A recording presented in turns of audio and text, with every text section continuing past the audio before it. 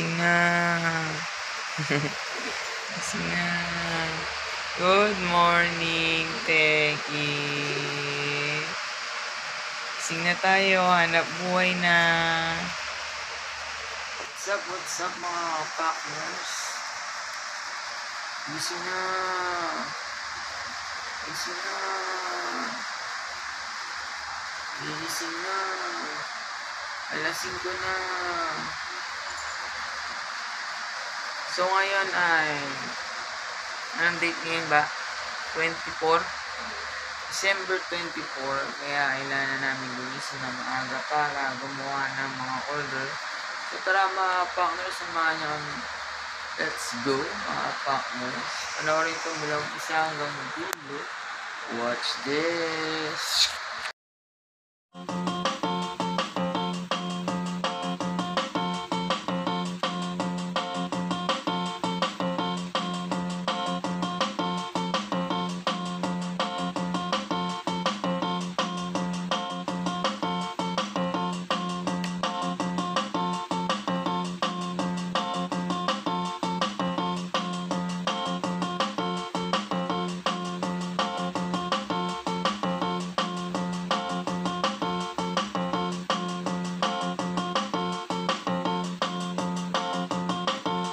Hey, what's up mga partners? Merry Christmas. Magandang umaga kung umaga sa inyo. Magandang gabi kung gabi po sa inyo.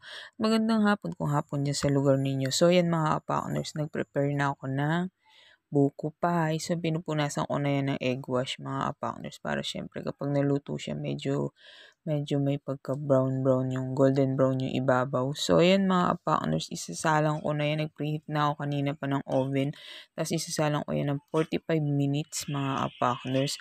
So, tumanggap lang kami ng 10 orders ng buko pie mga partners kasi yun lang yung kaya namin i-prepare. So, dalawa lang kasi kami ni Partners Mikey. So, si Partners Mikey sa sales at sa mga sagot sa mga online na mga umu-orders. Tapos ako naman, mag-isa lang akong gumagawa ng ng mga binibenta namin mga partners. Kaya, syempre alalay lang tayo kasi kailangan natin yung quality control. Kailangan masarap at quality pa rin yung bibili nila, hindi iba-iba ang lasa. Sa buko pa yung mga partners yan, no? Tingnan nyo naman, siksik, liglig sa laman yan. At syempre, hindi tinipid yan. At ang maganda sa buko pie ko, mga partners, hindi yan basta-basta nadudurog yung kagaya ng sa ibang buko pie, di ba? Yan, kahit pagpatong-patongin mo yan mga partners, di yan madudurog. I-rest mo lang syempre, wag yung paglabas sa oven, pagpapatong-patongin yun natin, madudurog yan. Syempre, puro-purong butter ang ating mga partners, ang ating crust, di ba? Tapos yan mga partners, kahit ibiyahe mo yan, hindi yan basta-basta napapanis, kagaya ng mga ibang buko pie. So, yan napaka-creamy at solid na buko talaga yan mga partners. Unang kagat nyo pa lang, buko agad. Siya napaka-creamy niyan mga partners. So, yan mga partners, ang aming packaging ng buko pie. Napaka-simple lang. So, ayan po mga partners, tapos na po ang ating buko pie, kaya ready to deliver na. At si Partners Mikey po ang ating taga-deliver, syempre. At hindi po ako ang taga-deliver kasi nakatoka po sa kitchen at sa paggawa ng mga product namin na ibibenta mga partners. At sa mga customer namin na masugid at mga umulit pa ulit nitong January, thank you very much mga partners at sa uulitin. So ako naman is gumagawa ko ng mini donuts mga partners. So uso ngayon yung mini tower donuts, 'di ba? So ako hindi ako gumaya sa iba na uso ngayon na yung parang pancake na mini donuts, 'di ba? So ako gumagawa talaga ako ng mini donuts, is bread talaga yung gamit namin. Kaya sulit na sulit ang pagbili nila diyan mga ka-partners, 'di ba? Parang buo pa din namin yan, sulit na sulit mga partners. So freshly baked syempre mga partners, 'di ba? Tapos pag natapos yan, delivery ka agad, syempre. Kaya mainit na mainit pa bagong luto mga partners. Pero syempre hindi naman mainit na mainit i-deliver. I-rest natin yan kasi isasawsaw natin yan i-dip natin sa mga chocolates yan. So syempre gagawin ko pa yan tower mga partners, 'di ba? Yan yung panglaban namin sa mga product namin, is laging bago talaga mga partners. Tapos syempre pagkatapos namin gawin, delivery ka agad syempre mga partners, 'di ba? Para maganda. So yan. Kaya marami rin tayong suki kasi alam nila na Kumbaga alam nila na malinis at quality ang produktong binibili nila mga partners sa amin. So sa donuts, marami kaming order na kinuha ni Partners Mikey kasi yan, madali lang naman yung gawin compare mo sa buko pie. Yung buko pie kasi, matagal ko yung piniprepare bago ko matapos yan. Syempre gagawa pa ako ng dough. Tapos yung dough kasi ng buko pie, kailan maaga kong gawin yun. Tapos ire-rest ko pa yun. Kumbaga, ang rest kasi talaga ng dough ng buko pie is 4 hours. 4 hours, pero syempre mas maganda ang quality ng dough kung gagawin mo siya ng 2 days, ganyan, bago kung kailangan mo, 'di ba, naka-preserve na siya, nakalagay siya sa rep kasi purong butter talaga yung ginagamit ko doon mga partners. At napaka-crispy ng buko pie namin, yung crust ng buko pie namin, napaka-crispy mga partners. At malasahan mo talaga yung butter at syempre hindi tinipid. At ilalaban ko yung buko pie ko mga partners, hindi panisin yan ha. Ang buko pie ko, nababiyahe yan hanggang Baguio. 'Di ba, mga partners. Yung iba kasi mga buko, kumbaga pag bumili ako, biyahe mo lang konti, panis na pagdating dito sa bahay, 'di ba? Lalo na pag hindi mo nilagay sa rep. So yung buko pie namin is kahit nasa labas 'yan, kumbaga nasa labas 'yan maghapon, ibiyahe mo pa 'yan ng Baguio to Manila, hindi 'yan mapapanis. Then ilalagay mo lang sa rep yung buko pie namin. Kumbaga ano na 'yan, 1 week ang ano niyan, ang shelf life niyan mga partners. Tapos ilagay mo sa freezer. Matagal din, 1 buwan pwedeng tumagal. So yan mga partners ang aking mga matcha yan. Ang flavor matcha, tapos white chocolate and dark chocolate. So hindi na kami nagdagdag na ibang flavor kasi nga yung mga bata naman mas gusto nila yung chocolate and white chocolate. Actually yung matcha di masyado. Wala kasi kami mahanap na chocolate ng strawberry. So kaya hindi na kami naglagay. So yun mga partners, syempre bare months ngayon, nagkakaubusan din ng mga baking products, lalo na medyo late kayo na kami na nakapag-order, mauubusan talaga kami.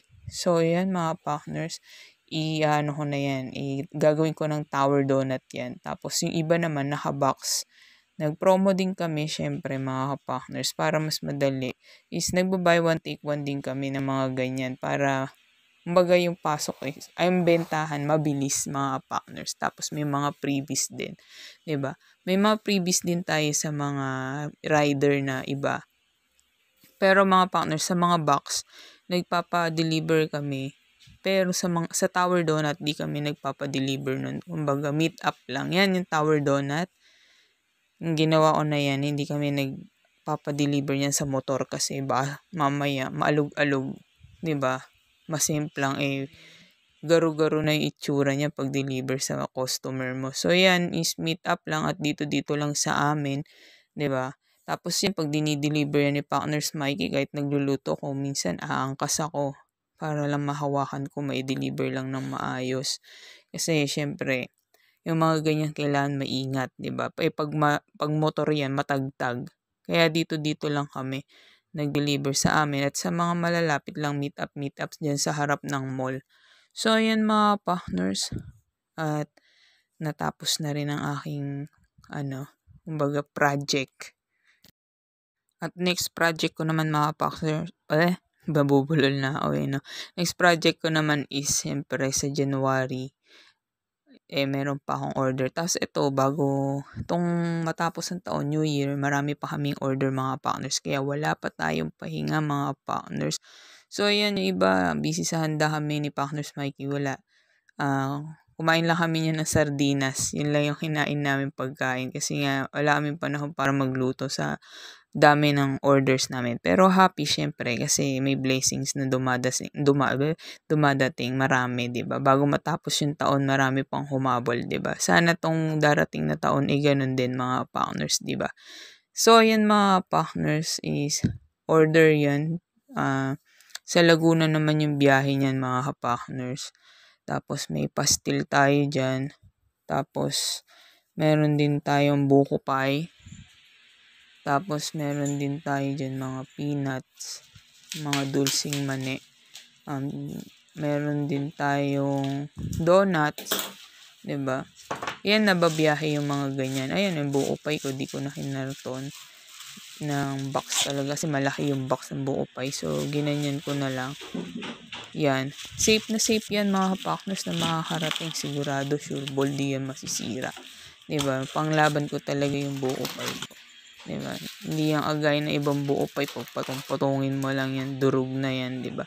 So, sobrang lambot ng ng crust. Diba?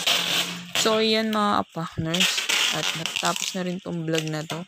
At sa mga hindi pa po subscribe na po kayo. At sa mga na-subscribe na, thank you very much po. At syempre, andyan na po si Rider. Syempre, ang Rider natin, hindi natin yan pababayaan. Meron yung mga free rin. May free sila na donuts. Yan, tapos drinks, syempre, para hindi sila mauhaw. So, ano yung mga tinitinda namin na panapadeliver namin sa kanila? Meron silang tip, meron din silang mga pagkain syempre. So yan, saludo kay Kuya Driver at nakarating na maayos ang aming mga order. At syempre yan sa mga donut, diniliver na rin ng Partners Mikey. So yan ang ating Tower Donut.